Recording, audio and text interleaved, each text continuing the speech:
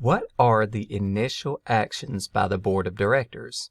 Well, in the process of bringing the organization into existence, an individual known as the incorporator is acting on behalf of those intending to bring the corporation into existence by filing a formal articles of incorporation and receiving a charter from the Secretary of State's office. This brings the organization into existence. And also, the incorporator appoints an initial board of directors. Now, this initial board of directors adopts the actions of the incorporator in bringing the entity into existence. And from there, this board of directors takes subsequent actions to continue bringing the organization into existence and forming its structure. So first off, the board of directors will adopt the bylaws that has been previously developed for the corporation. And the bylaws lay out the formal operating structure, the rules, obligations of the board of directors, and establishes a general governance structure for the business. Next, the board of directors will appoint initial officers of the corporation. The role of the board of directors is high-level planning and strategy and approval of budgets and things of that nature. But operation of the daily affairs of the company is done through officers. So at a bare minimum, the corporation will appoint initially a corporate secretary to keep notes or minutes of this initial board action and meeting. Then the board will enter into an indemnification agreement with the incorporator and early promoters of the company to take any potential liability away from them in taking actions to bring the corporation into existence and seeking to bring together the future shareholders of the organization once the organization is in existence. So it is important that the board takes specific action to indemnify these incorporators and promoters from any potential liability that may arise in the future for their actions that were carried out on behalf of this board of directors. Next, there are all these corporate identity issues that must be authorized. That is, authorization of the location to do business, the registered agent status, the authorization to do business in various jurisdictions or locations, authorization of obtaining an IRS and state taxing authority identification number, all things that go towards the reporting requirements of the organization. It's not as common, but a corporation may operate under a fictitious name filing as well, and that's another thing that needs to be specifically authorized. So they commonly bundle these together into what we call corporate identity issues.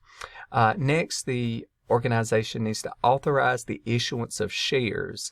The creation of shares for the corporation, shares of stock, was done in the Articles of Incorporation, and there will be provisions for how it is distributed within the bylaws procedurally. Now, the board of directors needs to authorize the actual issuance of these shares in accordance with the intentions of the organization for ownership distribution and the execution of shareholder agreements with shareholders receiving shares in the corporation pursuant to predetermined discussions or terms as negotiated between those initial investors, those initial shareholders in the corporation. So this is the actual action to receive funding and to distribute ownership of the company. Next, the board of directors will authorize the establishment of a corporate record book, the keeping of meeting minutes. As we discussed, the appointment of officers. At a bare minimum, you must appoint a corporate secretary charged with maintaining and keeping these records for public disclosure and access. And then you'll have financial authorizations, that is, authorization of one or more officers to act or deal on behalf of the company. Many organizations, such as banks, will require specific authorization of an individual to act on behalf of the corporation. So a specific authorization to open bank accounts, to interact with the IRS, things of that nature may be necessary. So the board at this time will take actions to make those authorizations. And next, intellectual property agreements.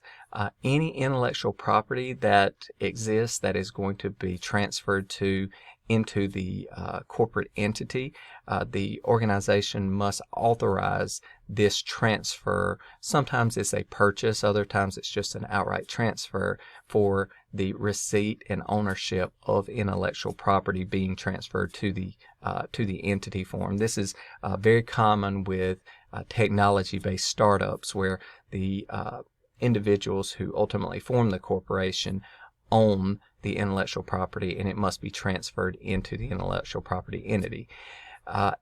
Lastly, employee stock option plans. This is generally a separate plan that allows for employees of the corporation to receive an ownership interest in a corporation as compensation for their work to the company. Well, the corporation must authorize separately this equity plan, and they'll take actions to do so to allow, once again, the award of equity to individuals working on behalf of the company. So these are the primary actions and provisions that must be approved by the initial board of directors to establish the government structure and to continue operation as the newly developed corporate entity.